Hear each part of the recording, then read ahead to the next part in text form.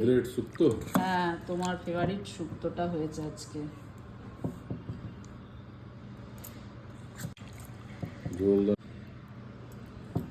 এই শুক্তো আর এই চিংড়ি মাছ ভাজা, বাটা মাছের ঝাল করেছে, আর একটু কালকে চাটনি। খেয়ে বলো তো শুক্তোটা কেমন হয়েছে? ঝাল হয়েছে না মিষ্টি হয়েছে না নুন শুক্তোটা আমার হয়েছে? এমনি ভালো লাগে।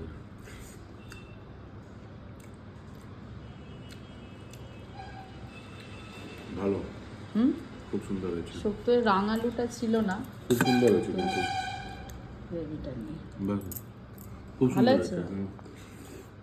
হুম।